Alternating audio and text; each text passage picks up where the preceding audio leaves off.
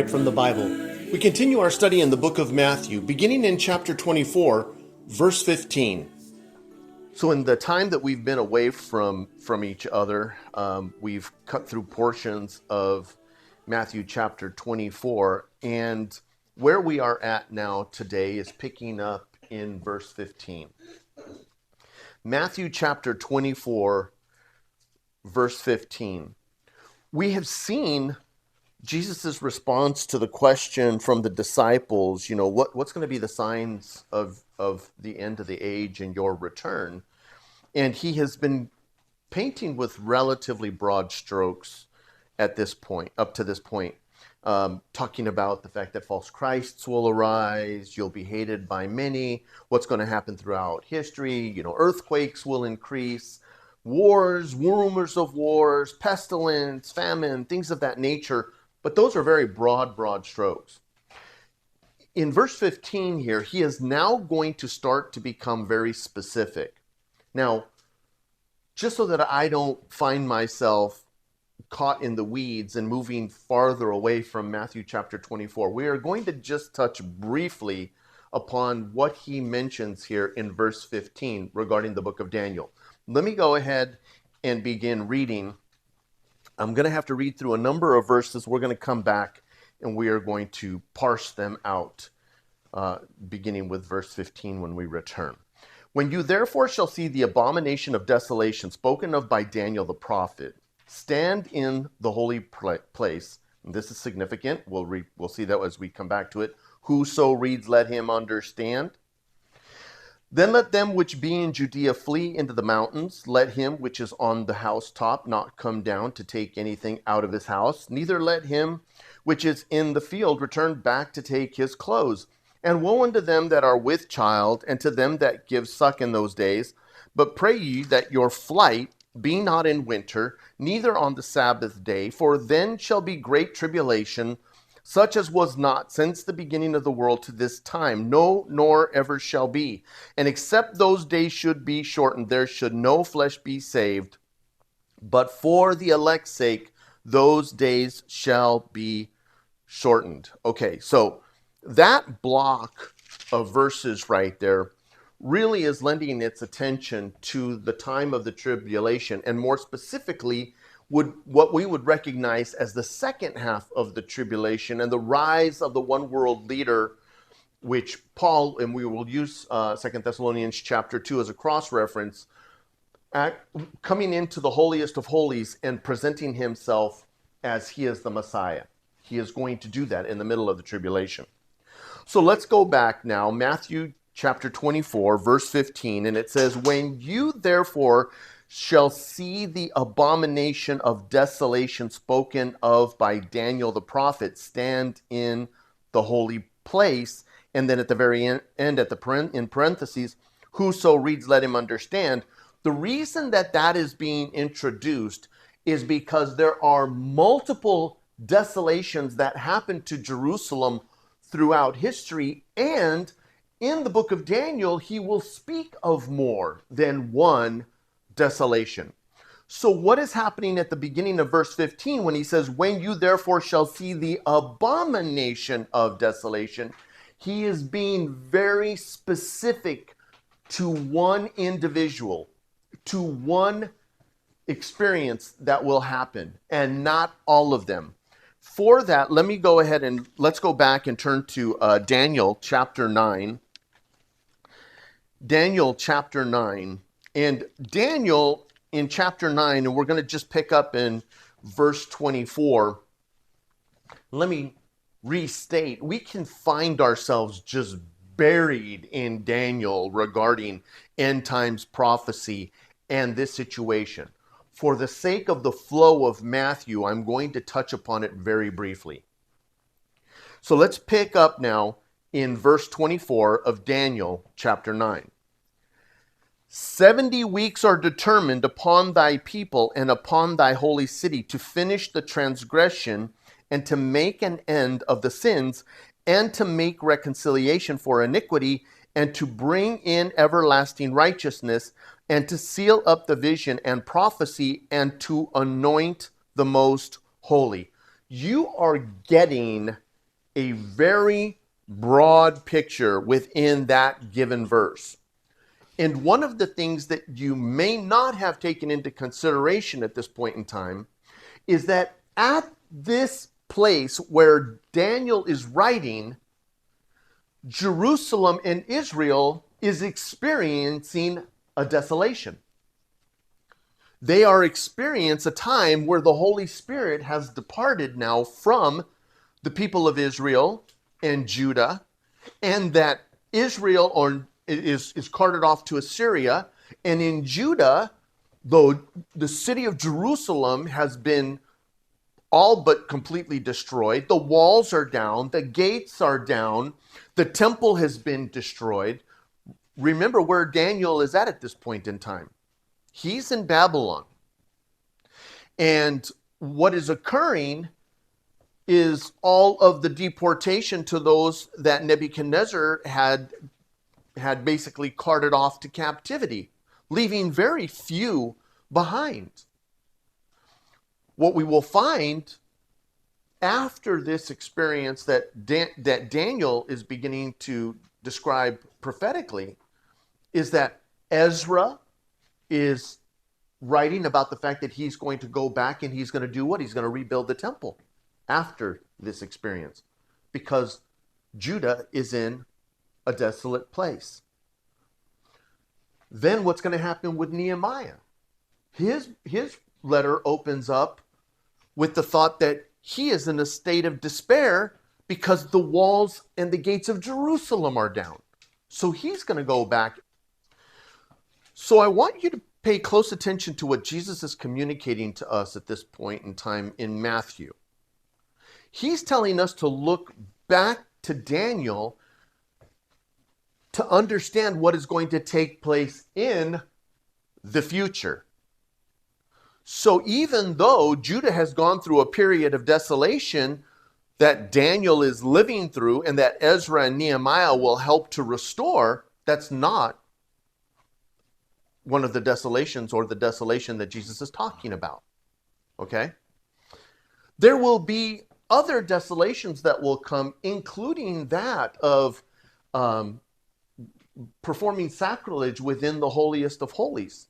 Antiochus Epiphanes will eventually arise before Christ comes, and he will offer idols and things up to gods in the sanctuary. He will create desolation, if you will, within the temple. That's not the one Jesus is talking about. And so throughout history, there have been periods of times where the Jews have had these situations arise within their midst with world leaders. Ptolemy, the Seleucids, two of the generals that end up coming from and break away from after the death of Alexander the Great.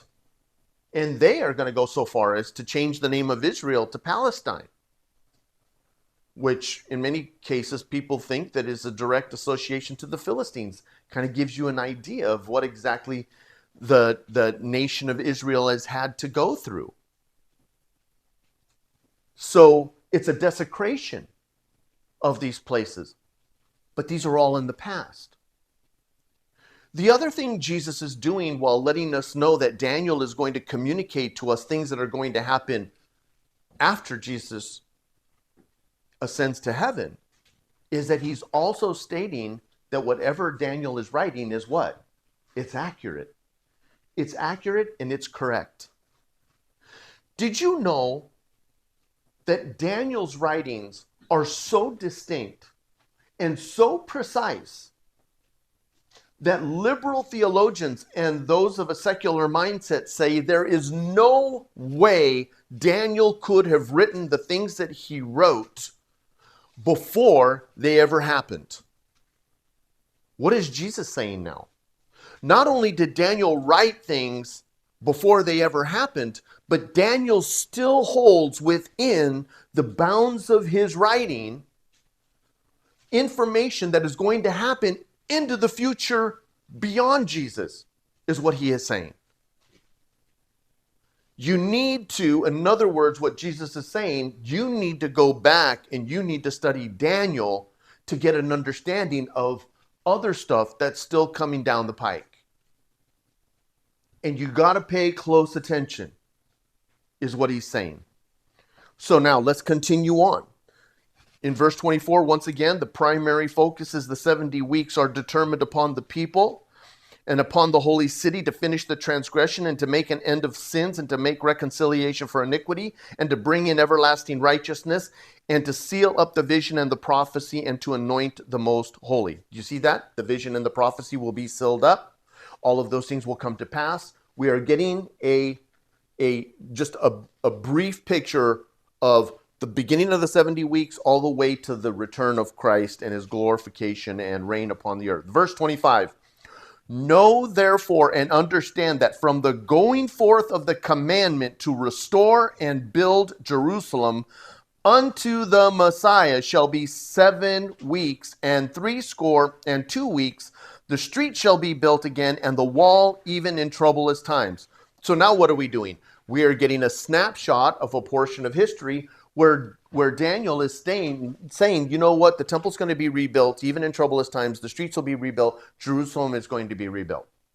So Daniel, if you are Daniel at this point in time, apart from your faith in God, your nation is history. History.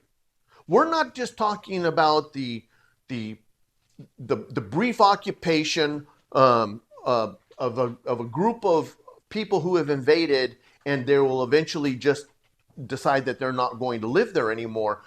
Everything that you held dear, including this magnificent temple where you communed with God, was gone. It was destroyed. So this prophecy to Daniel is, oh, by the way, temple's going to be rebuilt, streets restored, walls up, gates up. It's going to happen. Let's continue on. Verse 26, and after 62 weeks shall Messiah be cut off, but not for himself, and the people of the prince shall come, shall destroy the city and the sanctuary, and the end thereof shall be with a flood, and unto the end of the war desolations are determined. Now, before I go back to the rest of the verse, I want you to notice that one point.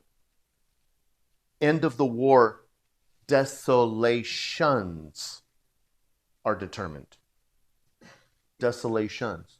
It's plural. In other words, things are going to happen a number of times, not just once. And this abandonment, if you will, of the Holy Spirit, moving away from the things that are associated to God and his people because of their rejection to him, is going to play out in such a manner that those who are godless, i.e., have no belief in the one true God, they may have their own other gods or other false gods, but the one true God, they will come in and they will begin to destroy this area. Remember what Jesus makes as a statement at the end of Matthew chapter 23. O Jerusalem, Jerusalem, how long have I desired to have you gathered unto me like a hen gathers her chicks under her wings, but you would not have it so. Your house is left to you desolate.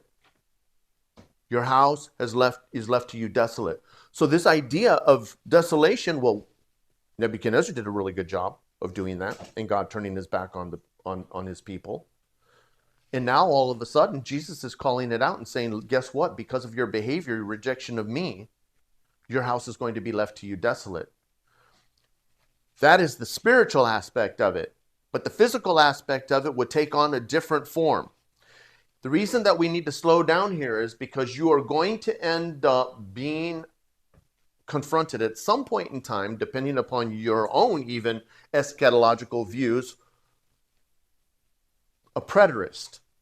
And a preterist is going to say the destruction, the abomination of desolation that Jesus is talking about in Matthew chapter 24, verse 15, already took place in AD 70. That's what he was prophesying. And you need to get this locked in, that is only one of the desolations. It is not the final one. And we are going to see distinct language that is going to make a difference. And we're going to have to introduce history a little bit to be able to understand this further. Trust me, you'll run across it. I have a friend that lives not too far from our home, and he has already told me that my views of my eschatological views are wrong because I don't understand that the desolation Jesus was talking about happened in AD 70, and let's just say one of us is right and it's not him. And yes, I will be that bold. You say, well, how do you know that you're right? Would I teach it if I thought I was wrong? So now, let's go back. I want you to pay close attention to this. After 62 weeks, we're back in verse 26 again. Shall Messiah be cut off, but not for himself, and the people of the prince that shall come shall destroy the city. Okay, so what's going to happen to the Messiah? He's going to be cut off. He's going to be cut off for this period of time because he is going to be crucified on the cross. He will descend.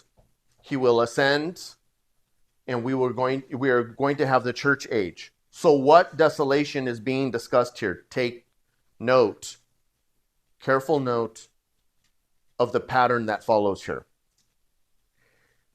The people of the prince that shall come.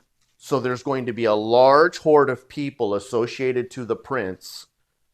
And many people, if you're not paying very close attention, this is not the prince associated to that of the one world leader. This is the prince associated to the rule of a Caesar, the emperor's rule. All right? And we're going to get into that in just a minute, and I'll explain it. So pay close attention to the wording here. When they come, they shall destroy the city and the sanctuary, and the end thereof shall be with a flood, and unto the end of the war desolations are determined. Unto the end of the war desolations are determined. So, what happens now in AD 70 is there is an uprising amongst the Jews against Roman rule. And you have these outposts, if you will, of Roman rule and their armies.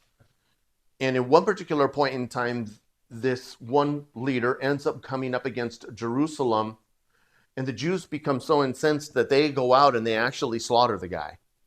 All right. You slaughter one garrison or one legion of Rome's army, and you think that you've won the war. That's not the case. And so while there were certain outcroppings of insurrection that were occurring with underneath Roman rule, the Jews were the most outstanding, and they didn't want anything to do with Roman rule. Remember, even when Jesus came, they were desiring a king that would show up and take them away from the authority of Rome. So what happens is that an individual by the name of Titus Flavius Vespasian, he has a son, and this is where it gets a little bit confusing if you're taking a look at history. He also has a son named Titus. All right, so he's primarily known as the key general. He is known as Flavius Vespasian, or also you'll hear him referred to as just Vespasian. He begins a campaign that will come down from the north and head to Jerusalem, while his son Titus will begin a campaign that comes from the south and begin to head up north towards Jerusalem. So Vespasian is coming down from the north to the south, and the other one is coming, Titus is coming from the area of kind of Alexandria. He's going to eventually cross over, and he'll head north towards Jerusalem. What happens is that they just start wiping everyone out. Pay close attention to this because it's not just a historical examination, but it's important to the prophecy. If I was Jesus telling you that this event was going to occur, and when you see it happen, you want to flee, right? You want to flee into the wilderness, flee into the mountains. By the very nature of what it is that I am telling you, you would conclude that whatever is happening in Jerusalem, in the temple, and that there are routes of escape. Does that make sense? There are routes of escape. Something is happening here, centrally, and When that occurs, you can now flee into the wilderness. This experience that's being discussed in verse 26 is happening in the opposite. They are destroying all of the cities that they come up against. I mean, destroying them. They are killing women, children, burning the cities as they work their way to Jerusalem. And by the time they get to the place where they begin to set up a siege, Vespasian, after the year of 4 emperors, believe it or not, Nero's own personal guard turns their back on him. He commits suicide, and an individual rises emperor coming out of the area of what we know as Turkey. And throughout that year, there's a battle for this position of authority over Rome to such a degree that in 1 year, there are 4 emperors, all of them of which are either killed, commit suicide, or ostracized. And Vespasian, now carrying the authority of the army, works his way down towards Alexandria, and he gets announced as Caesar. And he now leaves the siege under the rule of his son, Titus. So he starts out here, heads back to Rome, and Titus is now in authority over this siege. And what they do is they begin to build a wall around Jerusalem and Jerusalem's wall. No one can escape. Anybody who makes an attempt and tries to gets caught and is hung, burned, or whatever, and they burn them right in the presence of the city, facing the city. Basically saying, nah, we're not taking that route. No surrendering here. So when Jesus says, as soon as you see the abomination of desolation stand in the holy place, flee, it's not this situation he's talking about. But it is being mentioned as a moment of desolation within the history of Jerusalem. And if you stop here as a preterist and tell yourself, this is it, and this has already happened past, that the book of Revelation was written in AD 70 and all of whatever's happening already occurred, your prophetical outlook is going to be messed up. And we're going to get into a little bit more detail. Your Lord and Savior made the decision to be a little bit more distinct in this particular point. And there's a reason for it.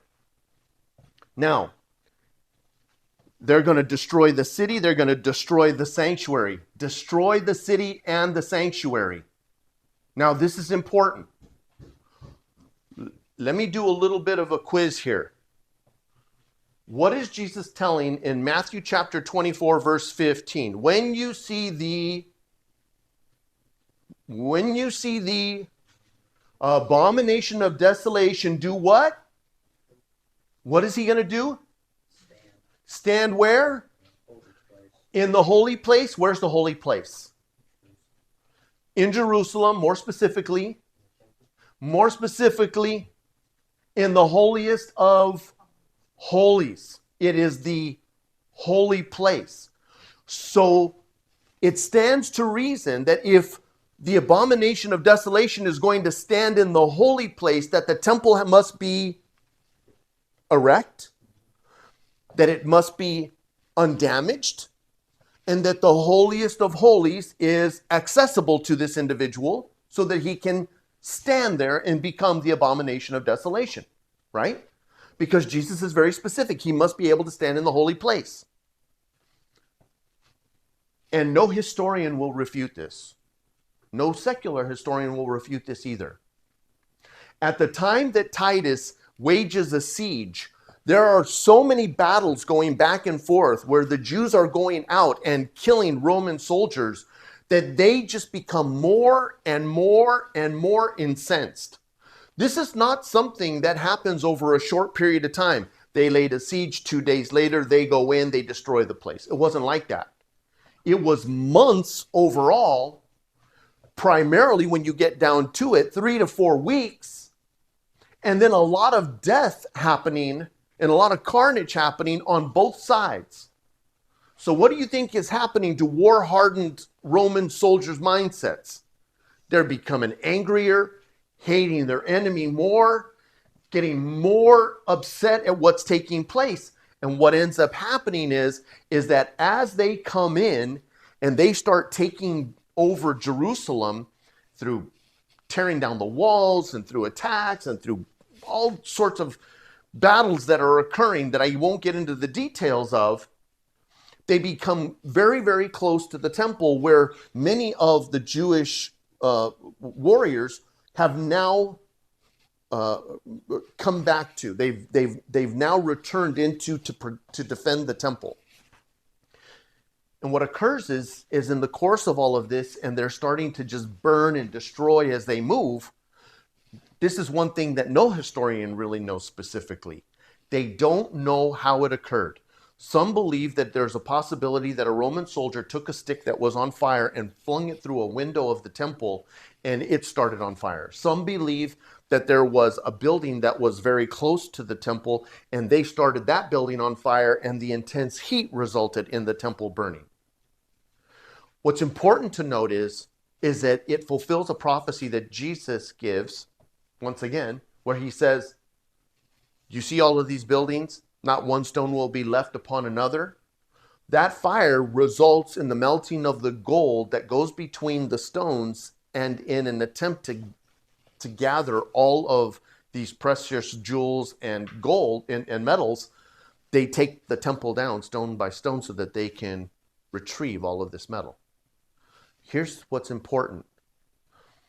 The prince, who is also recognized later on as the one world leader, would be Titus. Titus is never able to make it into the temple because it is burning. And he's not about to run into a burning building so he can fulfill this prophecy. Self-preservation will take over and they will go through. That desolation can be prophetically fulfilled without fulfilling the next prophecy, which would be the desolation of the temple. We will have to interrupt our study there. Join us again as we continue on in our study of the book of Matthew. And until next time, may the Lord richly bless you as you continue to grow in the grace and the knowledge of the Lord Jesus Christ.